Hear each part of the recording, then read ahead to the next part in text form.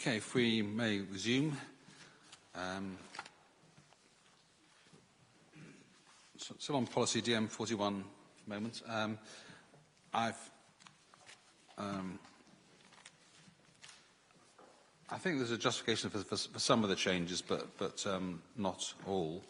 The reordering of the policy so that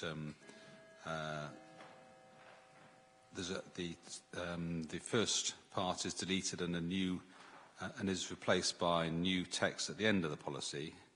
I think makes it clearer and more effective, and is a more logical approach, which a more positive approach. But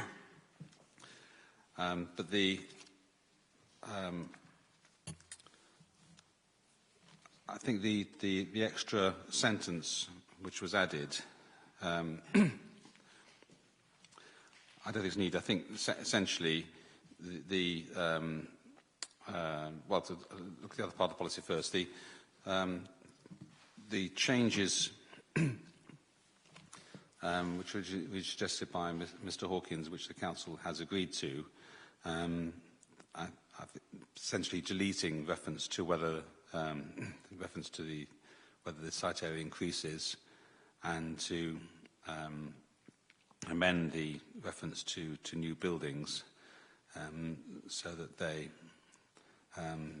just have to be small in scale and appropriate for location and the local landscape. I think that's fine. And that reflects the positive approach to rural economy which NPPF advises. So the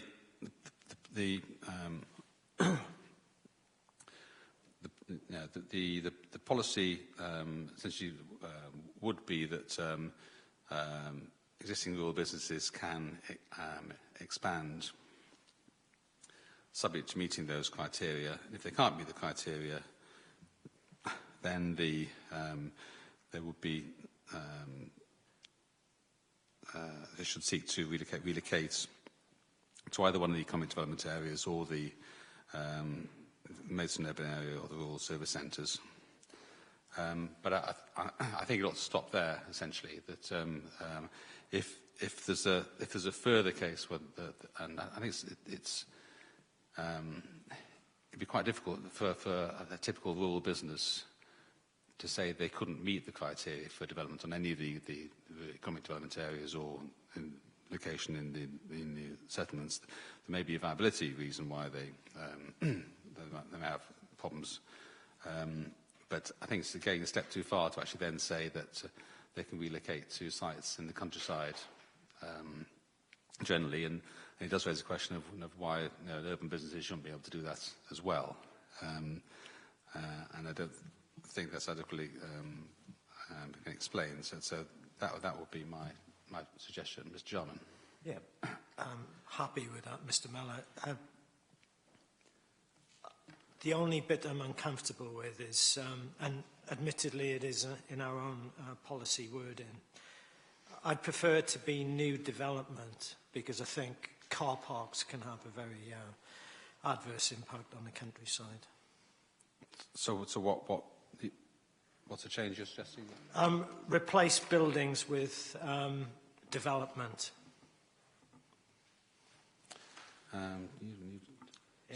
So it becomes new. Well, what say again? What the replacement would be? What the actual wording would be then? I think it goes back to what Mr. Hawkins was proposing. I thought part of criterion 2 was kept, and it started off with new buildings, and all I'm suggesting is rather than new buildings, new development. Right, so it would read, Planning Commission will be granted for sustainable growth and expansion of rural businesses in the rural area where new developments, that is small in scale or yes, new developments is small in scale.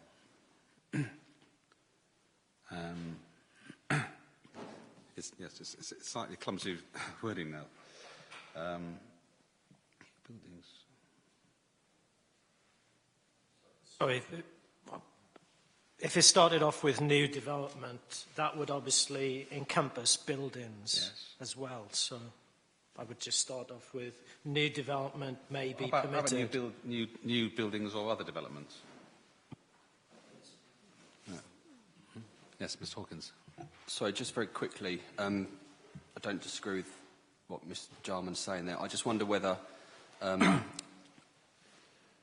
the comments that we raised earlier was to do with the small in scale, and I wonder whether it should be new buildings or development should be well designed, because that links back to paragraph 28 of the NPPF. The scale then comes in at the later point of that sentence. So it seems odd to me that we're setting the parameters of scale when we're then talking about scale, the appropriateness of scale further on within the policy. So, like I say, the wording well designed is in paragraph 28, which we referred back to earlier on the previous policy. So that seems to be more appropriate to me. It does seem a little odd to have scale twice in the same sentence. I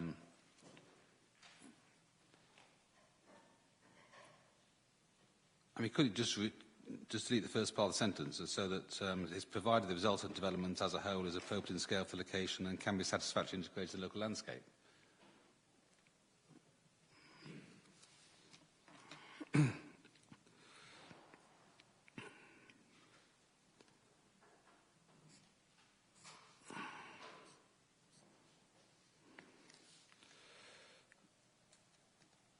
Yes, Mr. Cooling.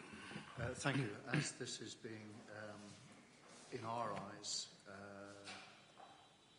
made less strong, or should I say weaker, and given the, and I may misunderstand it, forgive me, permitted development right that exists for various buildings to go to residential, could we ask that anything which is expanded under this policy has permitted development rights, all permitted development rights removed from it? What would the permitted development rights they're concerned about allow? And if I've misunderstood it, my apologies. Being cynical, if these buildings were expanded a bit here, there and everywhere, and then 6 months later ceased all commercial use, excuse me if I'm wrong, would it not be fairly easy for permitted development rights then end up putting several homes, dwellings at that site? If I'm wrong, I apologise, but if I'm not, may I ask that is I don't think it would be permitted development, but because the permitted development only applies to essentially to agricultural buildings. But what it could be is that these rural business sites could qualify as brownfield redevelopment sites under DM4. And that might apply. I suppose you might have a situation that you have an existing business in the countryside. Yes, it says it wants to expand, expands, and then seeks to convert some of the existing premises or into residential. Perhaps just to recoup the money they spent or whatever. But it does open that sort of possibility up, doesn't it? Again, my misunderstanding, apologies. If the expansion goes over what was previously agricultural land, I'm assuming that all agricultural rights of that land would thereafter be removed, taken away, so it could not benefit from certain permitted rights as an agricultural. Well, there would be a change of use. There'd be a change of use of that land from agriculture to some other business use. Yeah. The agriculture use would cease, yeah. Mr. Bailey. I think it would just have to follow the usual mantra that the decision maker would have to determine each individual application on its merits and decide whether it's right to remove the rights or not, as that is the discretion of the decision maker. Once again, sorry to be rude, once again, it's the eye of the beholder. Parish councils have got no right of appeal to a decision, and therefore I would seek something far stronger rather than purely leave it to the subjective judgment. I think the PD rights part is a bit of a red herring on that. I think it's the possibility of other forms of development is perhaps more real. Ms. Thomas. Sir, you may have particular experience of this, but just the alarm bell that goes off in my head is whether really, if you were to take away permitted development rights again, which would be fairly wide-ranging here, it would strike me that the appropriate way to do that is for a council to do that is by an Article 4 direction and use that process. I'm not aware of where it's been done through a local plan. No. So I'm not sure it's the right legal regime to use for that. I'm not suggesting support for removing PD rights in any case.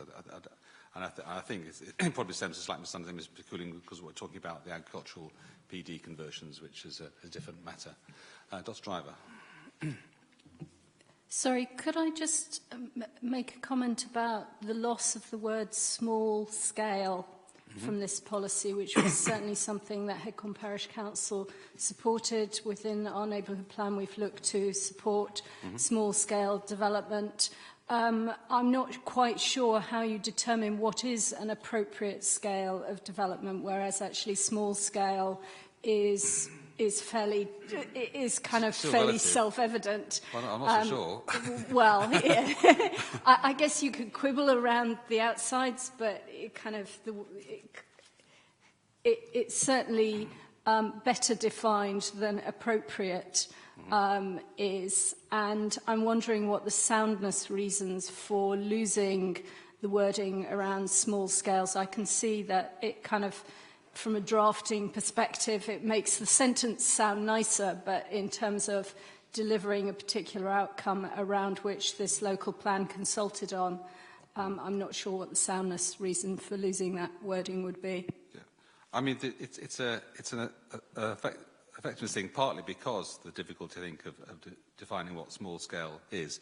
If you relate it to the location, you've got something to go on. You can say that this is this building is so it's visible over too wide an area, or it's out of scale for the buildings nearby, or whatever it is.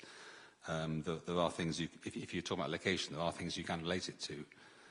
If you just say small scale on its own, I'm not. I say it's just it can be anything. You know. I take your point, sir, but there's nothing, I think, within the policy wording that would demonstrate how appropriate would be defined. So maybe some additional wording around that would be helpful. Yeah, I mean, I think the reason people use words like appropriate is because the difficulty of defining something that suits every circumstance. I think there has to be a certain amount of, certainly in the British planning system, there's a amount of discussion and negotiation about these matters, and of course it's kind of political system. I know there are other systems in which everything everything has to be kind of measurable and in the policy, but it makes it much harder to write a policy for our system. Ms. Cooling. It hasn't stopped the drafting of permitted development rights for householders to have percentages in it. So what about putting a limit in relation to the current building or site? Yeah. But then what should the limit be? You know, and is it 1%? No, no, please, 15%, whatever. Some figure to put a small into the scale. Yeah, and then it's kind of what base date and when, how do you measure the original building? And No contest. I mean, we have all these problems with residential developments as it is, I think. But the householders have to go through this. Yeah. Why shouldn't these developments have to go through it with percentages? I mean, there are percentage permitted development limits for expansion of businesses anyway. I mean, they would never come into the planning system. So this is circumstances where you're going beyond that percentage. Okay. Right. Okay.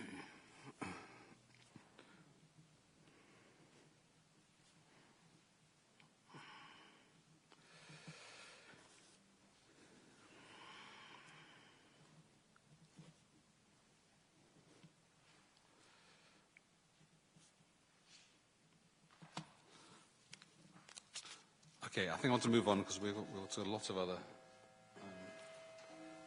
ground still to cover.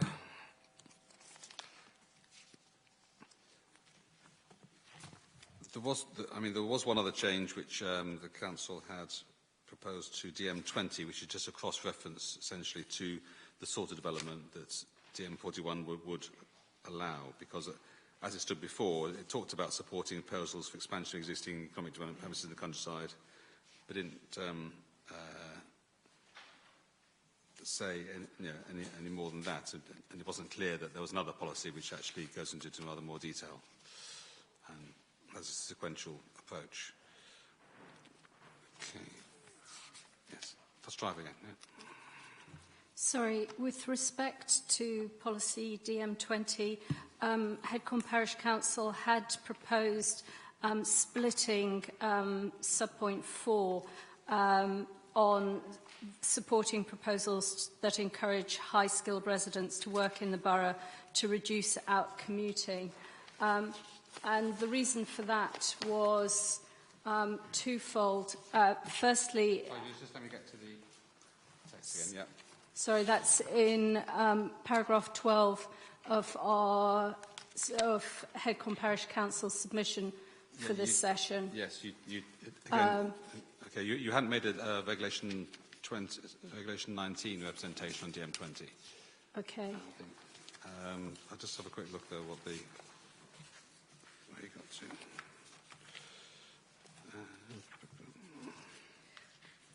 However, we did make lots of, we may not have specifically mentioned policy DM20, but we have made lots of references within our submissions, including the Regulation 19's submission about commuting and commuting flows.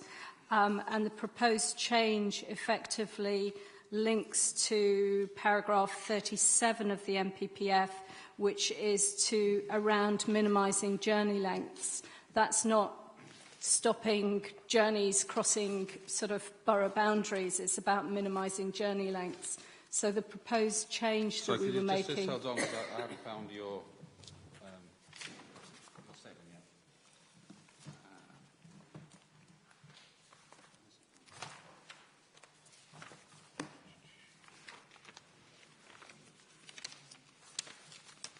I'll be DMA statement.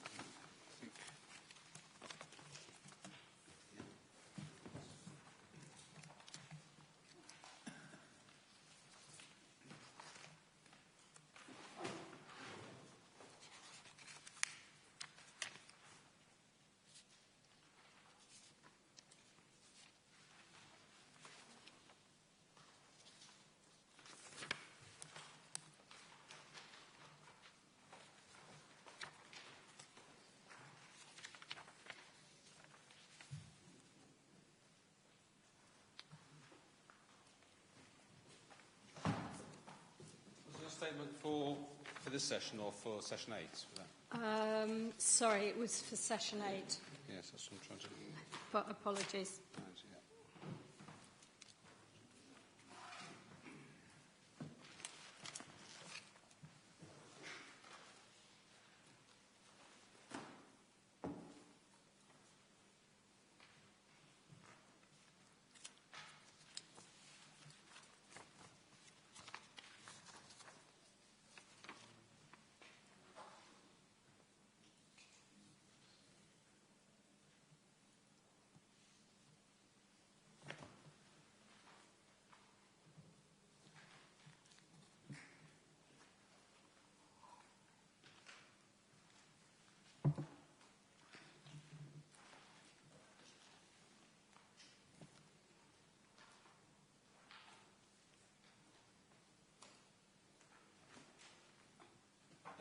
No, I'm sorry, I mislaid that. Can you just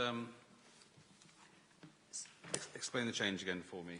So the proposed change is to split bullet 4 and to drop the reference to out in terms of commuting. So the first point would be supporting proposals that encourage highly skilled residents to work in the borough. And then there would be a separate bullet which would be reducing commuting needs. In terms of commuting needs, It's not just the commuting needs of highly skilled residents that is important, as Chart 6 in the Regulation 19 proposals from Headcorn Parish Council shows, that's discussed in paragraph 81 of that. Actually, in terms of low-paid workers, working close to where they live is particularly important for whether or not they chose to work in a particular profession. So commuting flows are important not just for highly skilled residents, but for all residents. And there is significant evidence to suggest that distance, cost, time associated with commuting impedes economic sustainability in the sense of promoting growth and productivity. So I think splitting those two out would be helpful from the point of view of making the policy more compatible with the MPPF.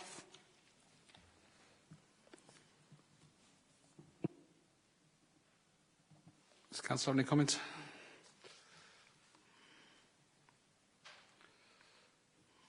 I suspect we're going to say it's not a soundness point, sir, in our view, and that those two aspects are certainly a linked aspect. We have other policies in the local plan which deal with commuting and the need to reduce journey lengths and so forth. So this is a particularly linked point under the employment heading.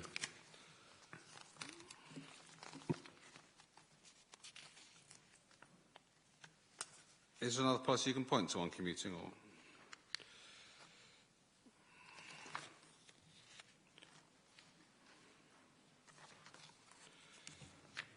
Sorry, can I just say that as I understand it, maybe I'm wrong, the Council is proposing that this should be a strategic policy, yes. In which case all of the tests, including the soundness test around sustainability, would apply.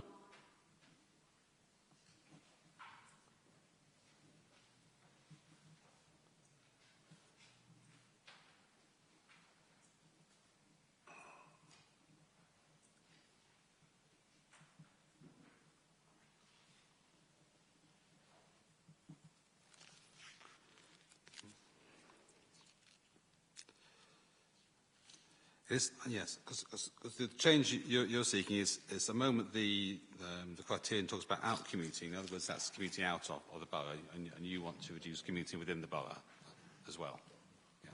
I just think reducing commuting full stop is beneficial for economic sustainability, but also splitting out the fact it's not just high-skilled workers for whom commuting will have an impact on their ability to contribute to economic growth.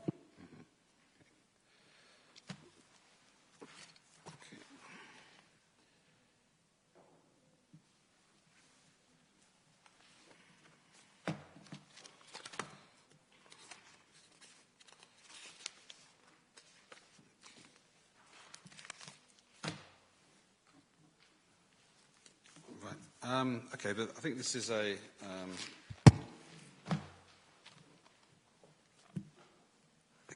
I think this comes under the heading of an improvement rather than saying that what the policy says at the moment is unsound. I think that criteria in the policy can stand on its own as an objective.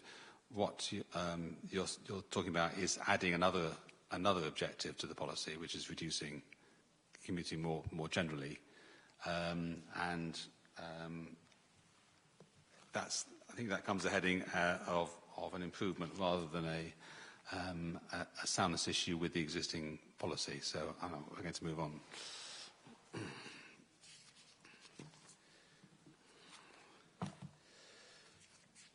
Right. DM21 attention. We're back on the main agenda for today. DM21, the potential of employment sites. There's a particular matter which was raised by AOMB units, and the but they've actually withdrawn that representation now. This was on the basis that policy SP 17 already has an objective of conserving and enhancing the AOMB. And similarly, 1123, the AOMB unit has also withdrawn its representation on that matter for essentially similar reasons. DM22, open space and recreation. Policy DM22 is the main policy for publicly accessible open space and recreation, and policy OS1 makes specific open space allocations. Now, Ms. Gerald Taylor-Maggio has raised this before. This question of use of local amenity trusts to assist in establishment and management of open spaces. And so I think we discussed this in the South East Maidstone session, and the problem with it is that the clue there was that the local plan cannot actually stipulate who should own and manage open space. The plan can't direct that. It can only say that open space should be provided, and then how it's managed and so on in the future is a matter for kind of negotiation at the application stage as to who's going to do it. And that will be the time to make representations on that, I think, and to negotiate with the landowners. You wanted to speak then? Yes, Dan has looked at the policy DM22 as it relates to policy H110, Sutton Road, and we've noted a couple of things that seem to be wrong with this policy. We're not experts, of course, but these are anomalies. Yep. Criterion number 1, under design and layout, reads the majority of natural / semi-natural open space required by criterion 1 above. Now, this is confusing as the text lies within criterion 1. So, where are you on in policy DM22? This is under policy H110 as it relates to open space. Yes. Hang on. So H110, not DM22, right? Okay.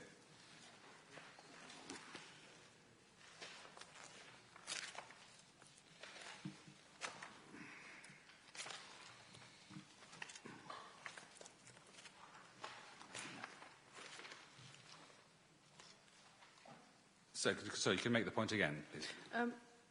It looks to us, criterion 1, under design and layout, reads the majority of the natural / semi-natural open space required by criterion 1 above. Oh, I see, yes.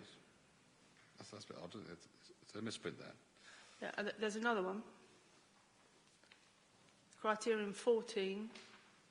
But we'll just deal with that one first. Right, okay. Thank you, sir. Can the council say what they think that ought to read?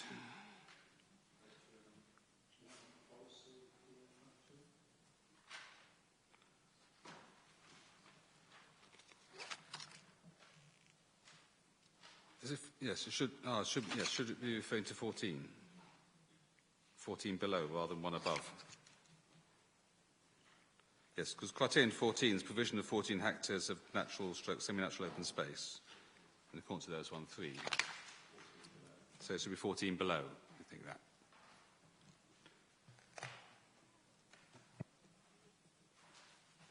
Okay,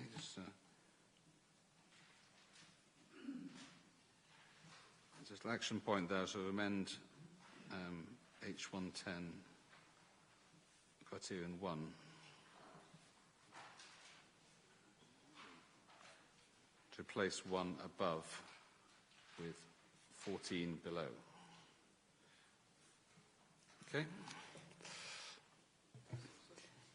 It says here, I've got here, criterion 14 under open space refers to policy OS1 brackets 3. Right. Yep. Well, I can't see any such policy. I think this is an error. It refers to Appendix F, Site Allocation Plans, and is H110/OS1, brackets 3, south of Sutton Road, Langley. Sorry, just a minute. So you're not right.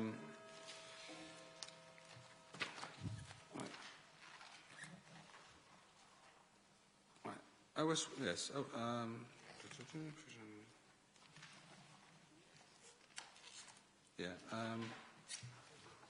OS13, south of Sutton Road, Langley, 14 hectares, natural, semi-natural open space.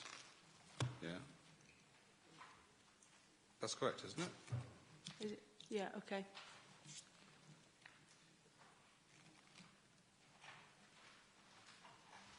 Yeah, that does tie up. It ties in. Yeah. Okay, anything else? Regulation 19, DM22 on page 240 includes natural and semi-natural areas of open space under the heading Open Space Type.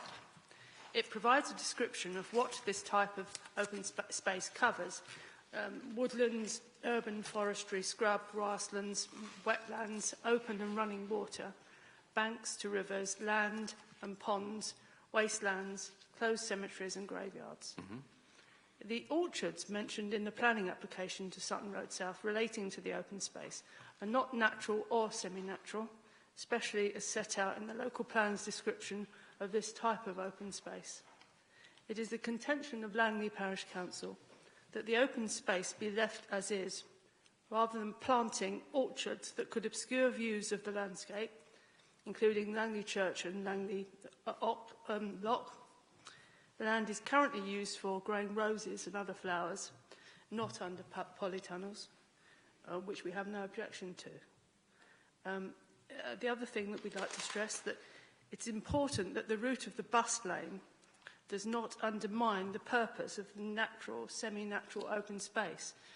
For example, leaving a small rump area, if you look at the open space allocation, you'll see that if a road went through in the area that it is indicated at the moment, not in the local plan but in the application, it would leave a rump that I did hear at a council meeting that I attended that was being given over to woodland. Well, I don't think that's appropriate. We don't think that's appropriate there. And we wouldn't want to have a bus lane going through what's supposed to be an area of natural open space. Okay. Yeah, I mean, if a bus route had to go through there, this natural, semi-open, natural open space, the land loss should be replaced within the application site.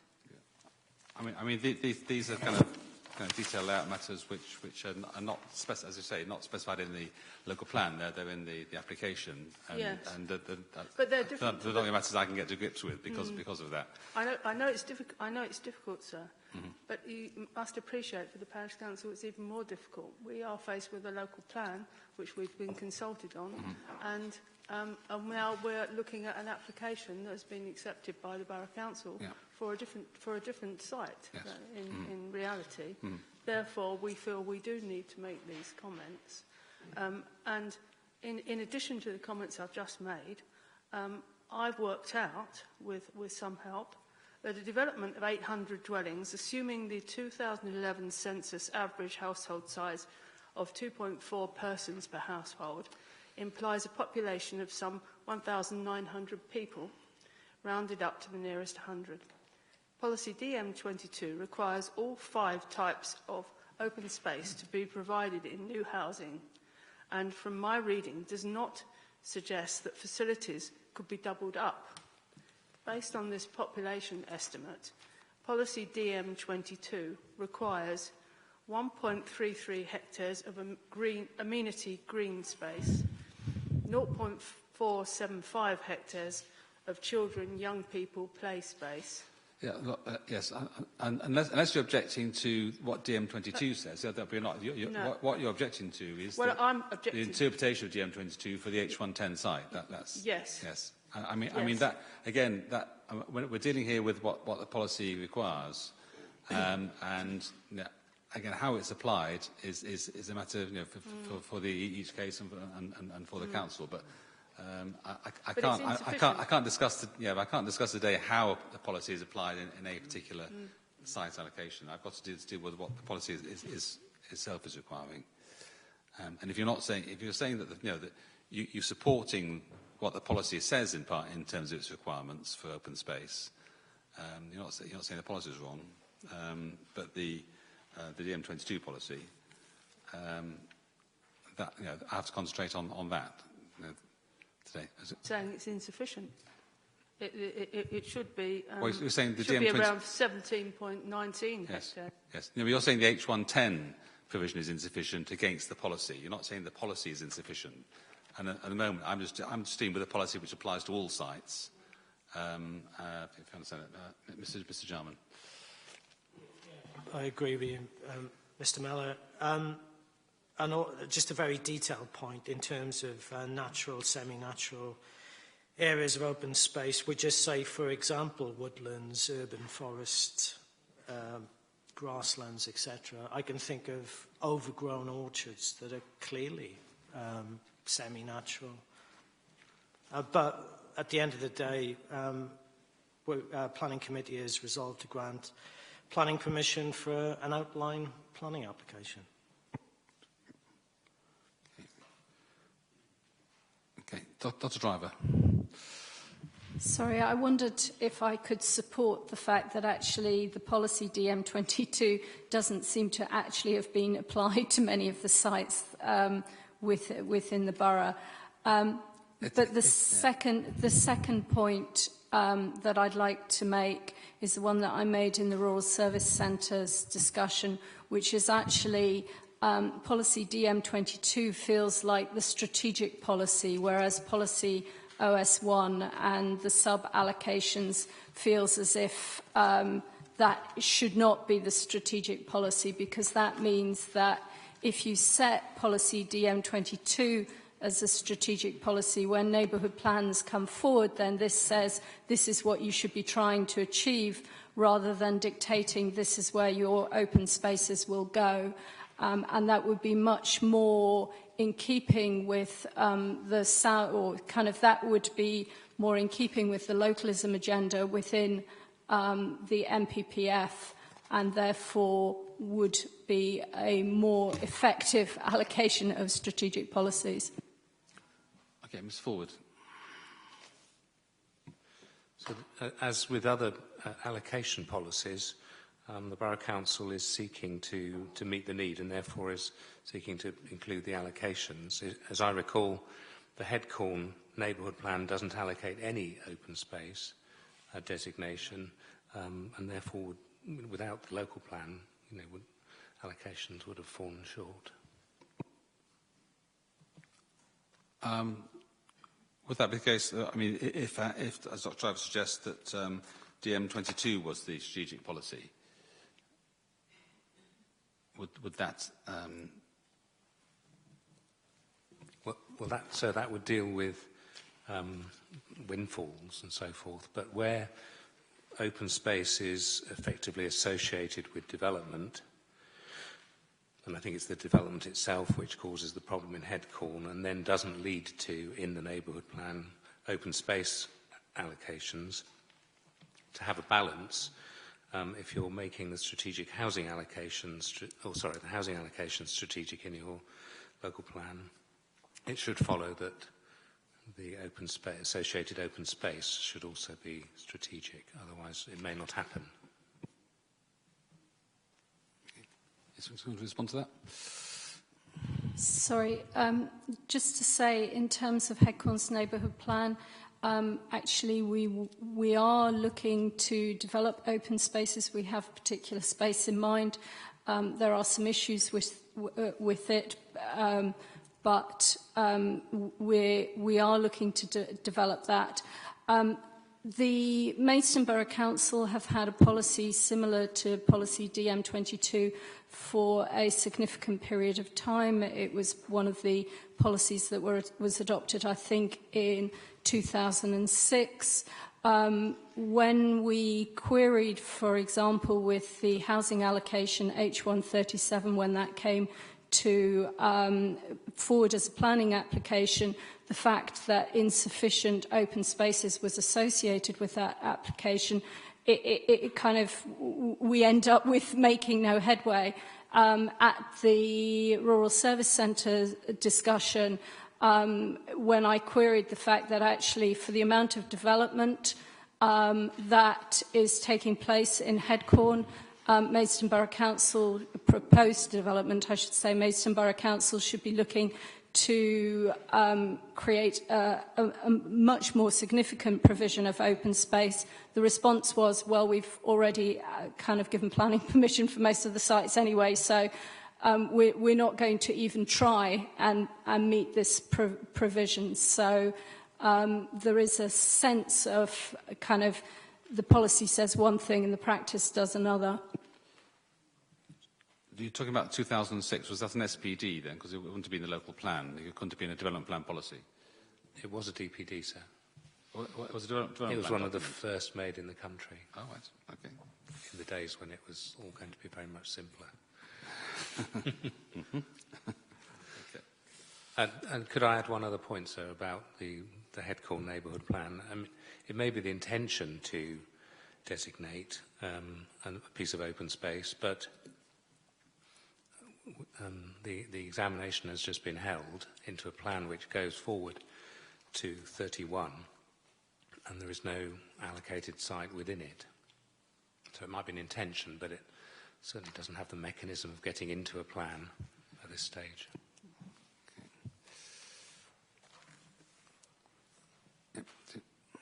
Sorry, there is a specific project within under the plan. For reasons I can't go into, it was not possible to draw a line on a map, but it was very clear within the policies, within the neighbourhood plan, that it was the intention to seek and purchase a piece of land to fulfil the open spaces ambitions within Headcorn.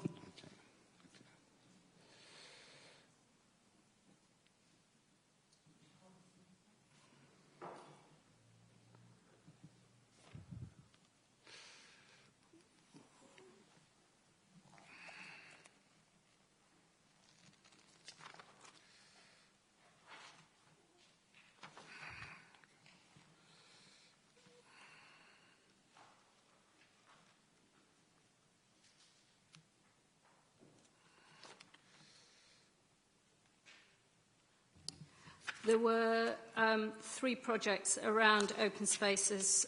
Project 1, which is upgrading recreational facilities for teenagers and young adults. Project 2 is the creation of a wildlife sanctuary with access to the River Bult and improving access to natural green space is Angst. And Project 3, which is sporting and leisure facilities at Headcorn Primary School.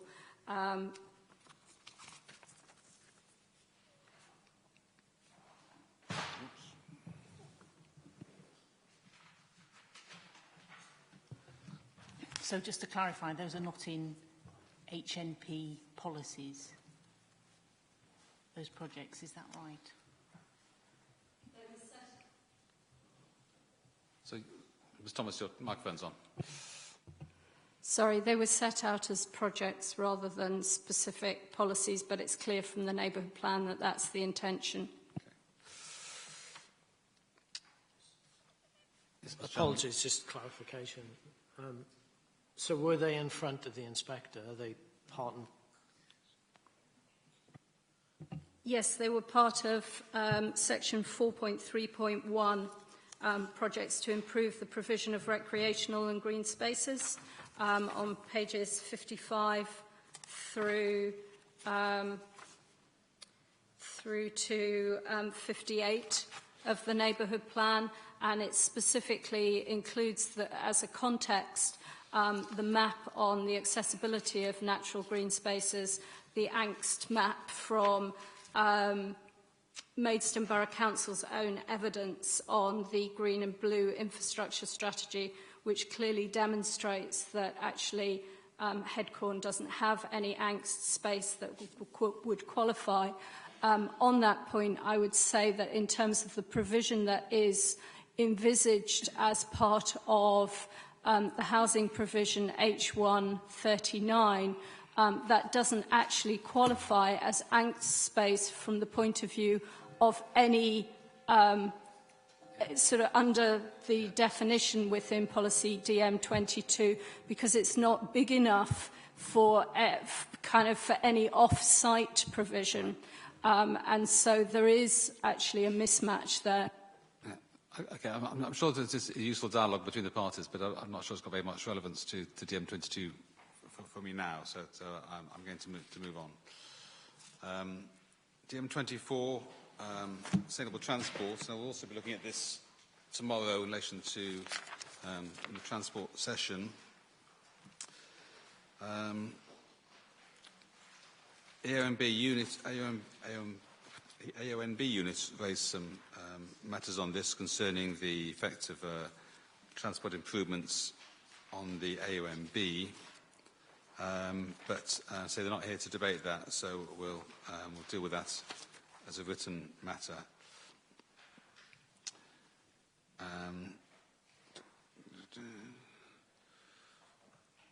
Right.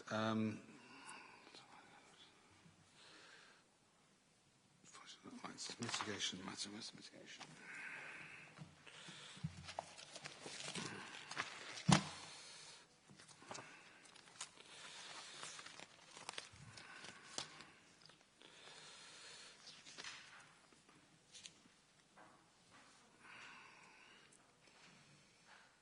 Where's it gone?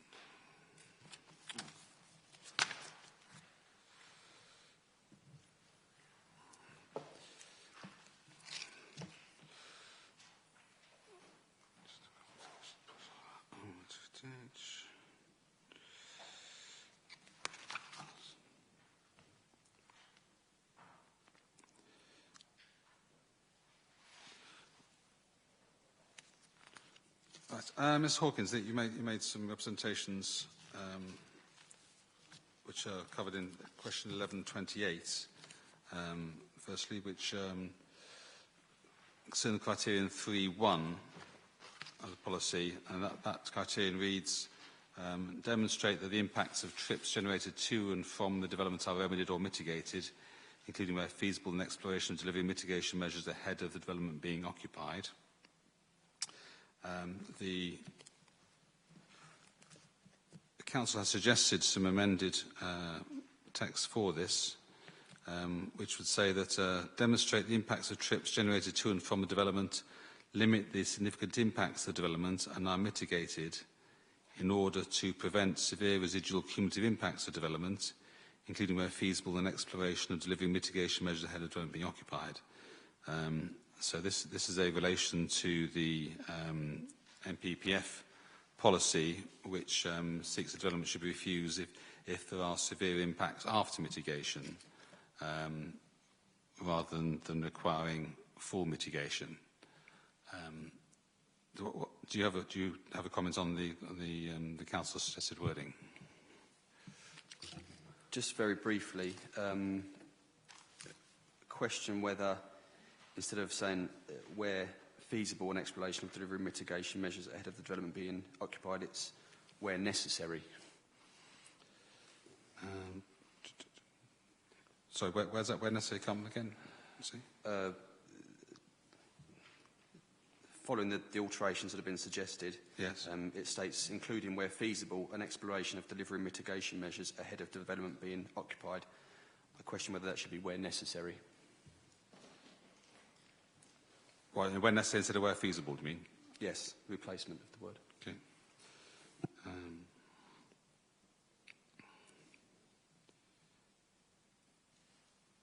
Does Council have a comment on that? That's acceptable. Mm-hmm.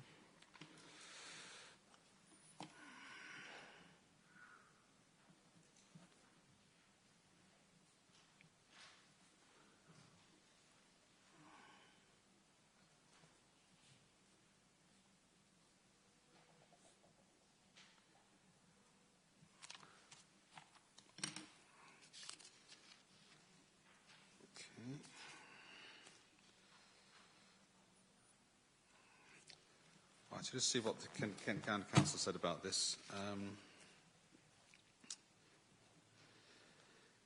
County Council supports the policy requirement to place an onus on development proposals to mitigate the impacts of trip generation as much as practicable. Recognise, however, that a requirement for full mitigation may not be justifiable in instances where it can be demonstrated that sufficient capacity on transport networks or no adverse impacts would arise. Consistent with paragraph 32 of the MPPF, which I mentioned just now, I say the criterion should therefore be adjusted to highlight how development proposals should demonstrate that trip-related impacts can be accommodated, remedied or mitigated.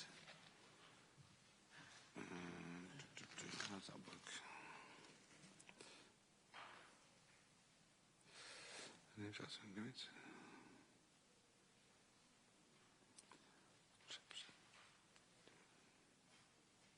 Actually, I'm not sure that the amended wording works that well in English at the moment, does it?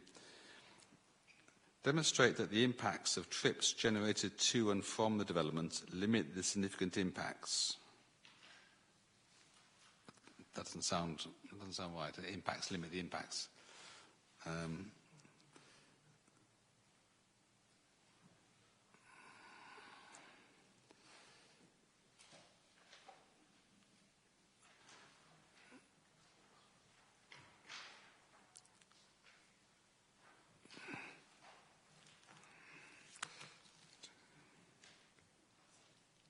In fact, are there missing words there? Should the original words to and from the development are remedied or mitigated, and then goes on and limit the significant impacts? Yes. Yes, because remedied was taken out. I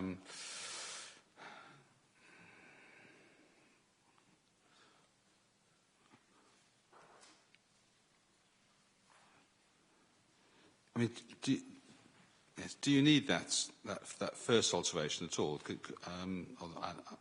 you simply say that demonstrate the impacts of trips generated to and from the development are remedied or mitigated in order to prevent severe residual cumulative impacts of development?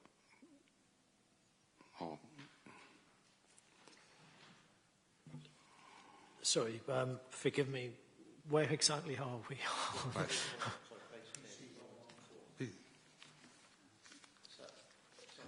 Yes.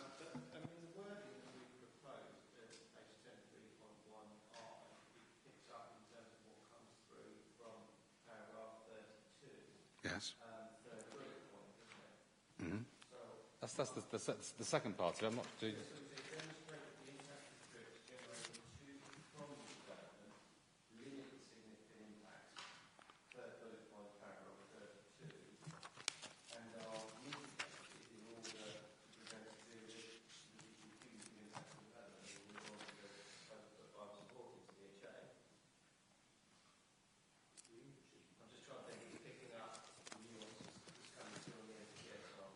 I see. I'm just trying to make sure it works, you know, in comprehension terms. That's the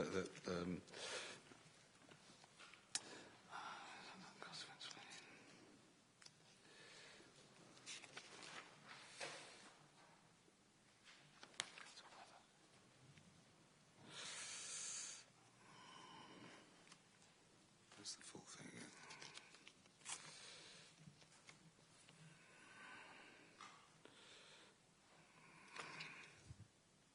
Must, right, imposes must.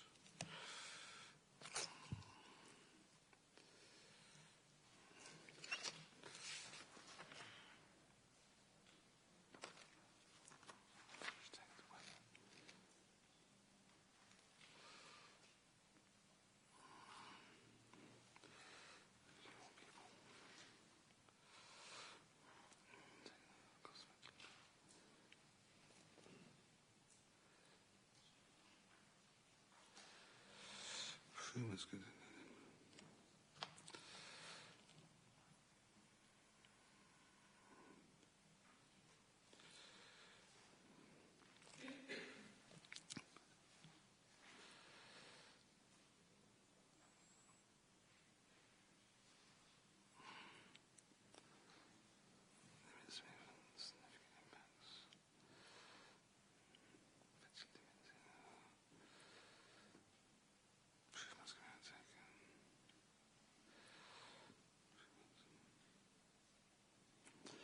Yeah, I mean, so the MPPF wording is talking about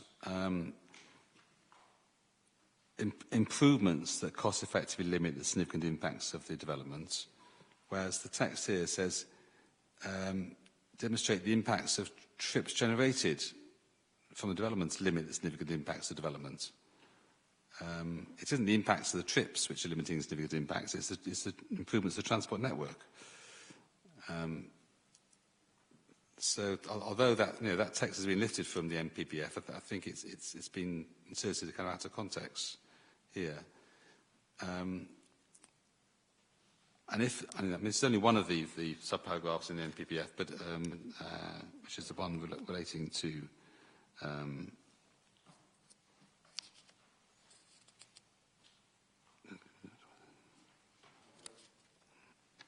of course, yes.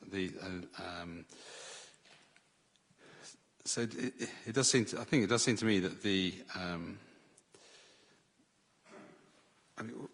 what the County Council's wording is accommodated, remedied, or mitigated. I mean, accommodated will be simply citing development where there is capacity and so on already. You don't need to do anything.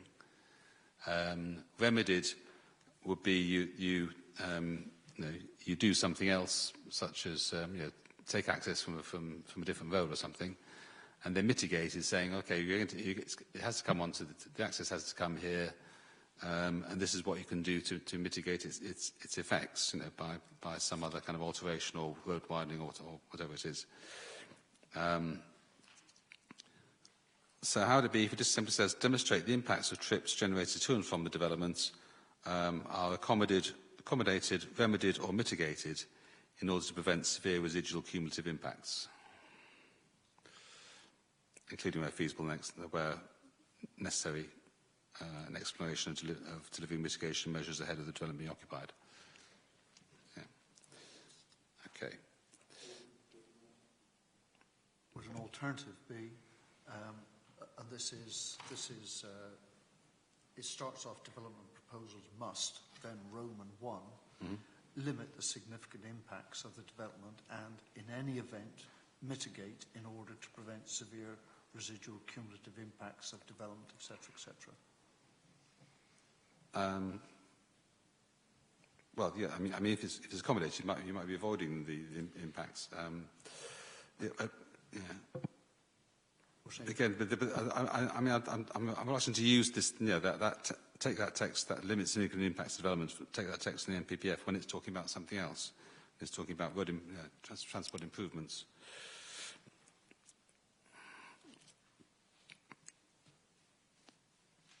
So I think we should stick with that. So, conclusions demonstrate that the impacts of trips generated to and from the developments are accommodated, remedied, or mitigated in order to prevent severe residual cumulative impacts.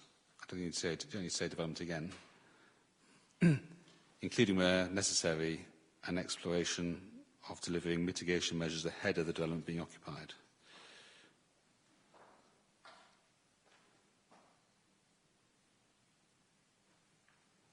Maybe make it where any are necessary, otherwise where necessary may be judged to be they're not necessary.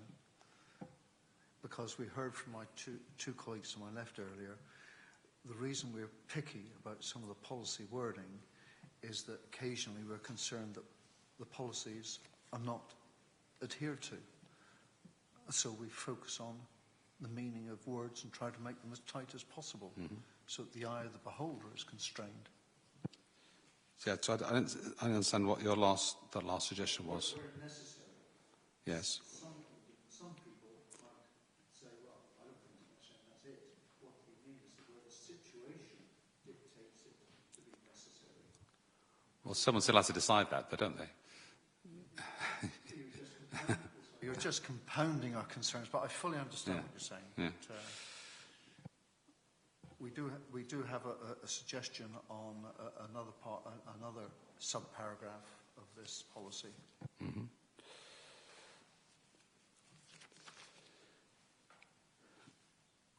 Okay. Let's make a note of this.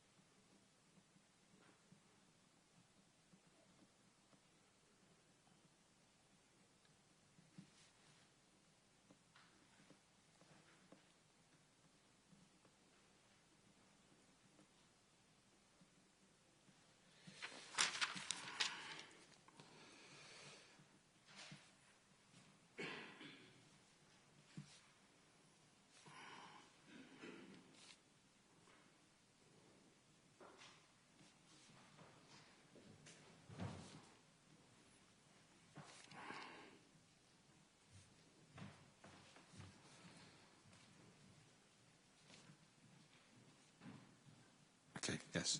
Your other point. Thank you.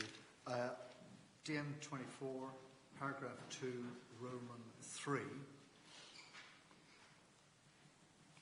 We would like to see, yes, is it soundness, is it not? Right at the end, before any relevant development becomes occupied or operational.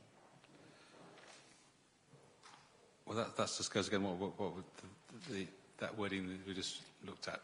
Yesterday. No, just now, that where necessary.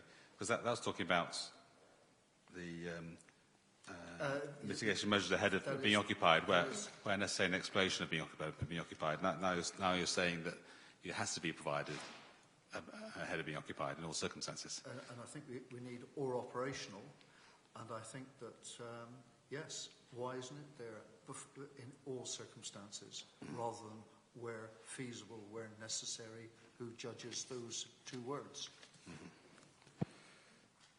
Yeah, I mean, for example, we had the situation we were talking about yesterday where it only becomes necessary when a development is part occupied. You know. Absolutely. Yeah. So a phasing, fully understood. Trigger point, fully understood. Yeah. I mean, isn't it the case that that Section 106 obligations would seek to do that anyway? Yes. Yeah, and I'd say necessary was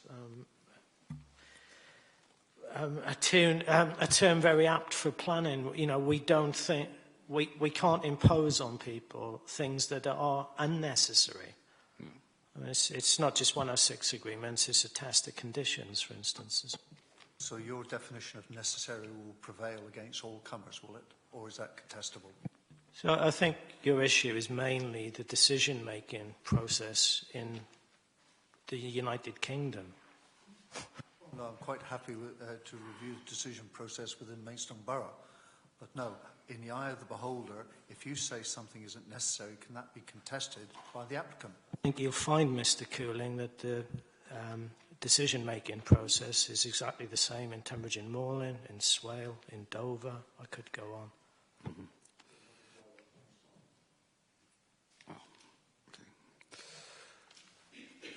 Right, okay. So it's not agreed by Council, and I think there would be a conflict between the two parts of policy if we did that. Right, I think that's all on that. So we'll be looking at DM24 again tomorrow. DM28, renewable and low carbon energy schemes. There's another Kent Downs representation.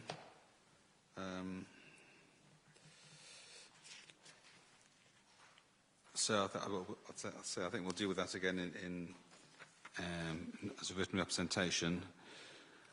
Now, then, but there's got some representations from the coordinating team, from Boxley Parish Council and from Downswood and Ottham.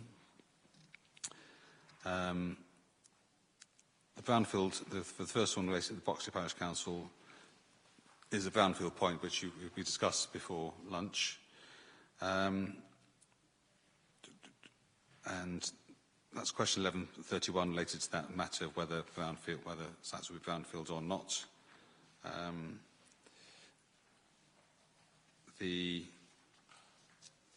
next one from Downswood and Ottham is this matter about short or long distance views, and we discussed that already, Mr. Cooling, yesterday. 1133. It's another AOMB matter, so we'll deal with that again in the written representation. There is, though, the CPRA Kent have also made some representations about this. This is a question of whether renewable energy or low carbon development should be precluded from the largest, well, the AOMB units, it's larger scale renewable energy, renewable or low carbon energy schemes should be precluded from the AOMB. We come back to a point of what is larger scale as opposed to other scale, but there is there's a separate requirement which, if there is a proposal in the OMB, that would need to pass the major development test if it is larger scale. And that has a number of provisions in that that doesn't say you can't have major development under any circumstances. It says you have to go through a process of assessing whether there are alternatives and whether there are public benefits and so on. So it wouldn't be appropriate for the local plan, to go beyond that and say it doesn't matter if there's nowhere else to matter. It doesn't matter about the public benefits. You can't have it anyway. But that test, I think elsewhere, we've already previously said that there should be a reference to the major development test in the local plan. I think it's in the text in SB 17, which would draw attention to that, and so that then you'd be applying a test that's fully consistent with the NPPF policy on that. Ms. Buckley. Sorry, just a slightly different point, if I may. It relates to DM28. I noticed that point 7, it basically starts off by saying applications for larger scale renewable, and then there are sort of 8 criteria or 8 explanations put down. Number 7 says preference will be given to existing commercial and industrial premises, previously developed land and agricultural land that is not classified as the best and most versatile. That, yes, is in line with government thinking and government aspiration. And I'm wondering, sir, if it's really right to put it as 7 and whether it should actually stand alone as a paragraph in its own right, because that should be guiding the first location for such provision of renewable and low carbon energy schemes in line with the way government is going. Sorry, so what's the change you... So just suggesting no change in size, just a reconfiguration of the policy. I'm saying at point 7, yes, which says preference will be given to existing commercial and industrial premises, yes, that I think should be an earlier priority within that policy. I mean, I don't think these are in priority order. They're just a list of criteria. They may be a list of criteria, but in the sense that is where government is going, and that's government aspiration, is it not, sir? To actually particularly put solar panels on top of large commercial buildings such as warehouses, yes, rather than taking up land. And I just feel that if the policy was just reconfigured, and that was up at the front, that would make it very clear that there is, in a sense, there's almost a sequential approach. Yes, but there's arguments about how sequential approach applies to this particular matter. It usually comes up at the solar farm inquiries. But I don't think that there's any order. I mean, it doesn't. That isn't, for example, a more important criteria in national policy than the impact on heritage assets. I mean, that's another, or the means of local residents. These are all, there's no particular weight, I think, between them. If that's one way it comes to that's a consideration in these cases, but so are all the other ones. And I can't see a soundness reason just for reordering those. Soundness is more sort of for clarity, yes, to guide people. Well, again, it seems very clear to me what the criteria are. So, as set out there. Okay.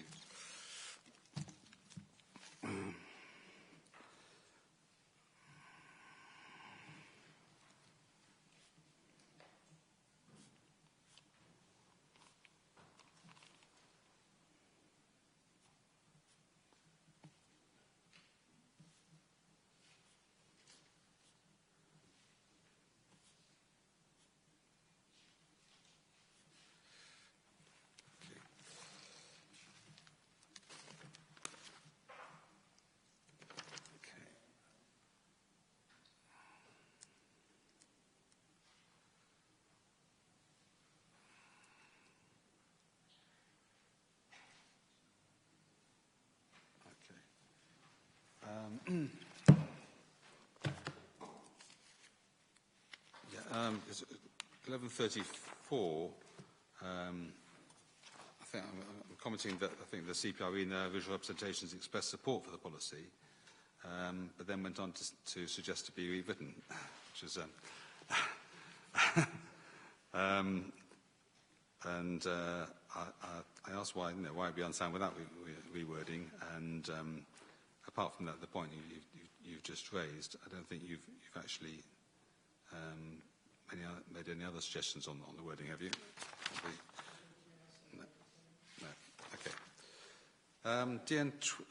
So I think we'll have an afternoon break now, and then we'll come back with Jim Clinton and Ms. Cooling. I just asked DM28, number 4, the word amenities, where it's impact proposed on amenities of local residents. Does that amenities in planning terms include health?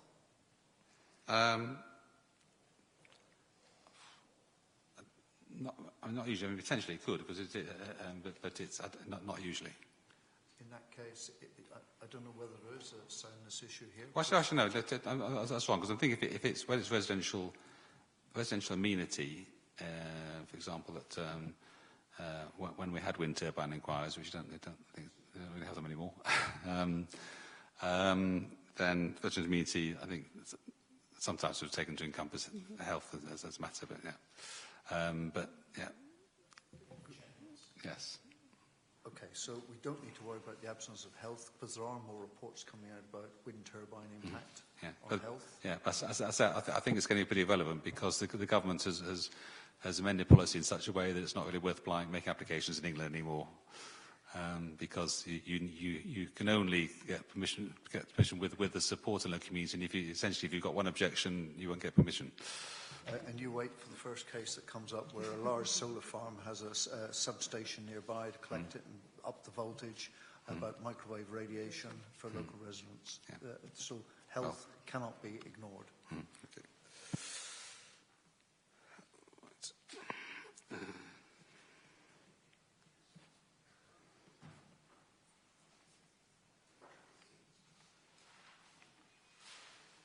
Okay. Right, we'll take our afternoon break now, just 10 minutes until 4:22.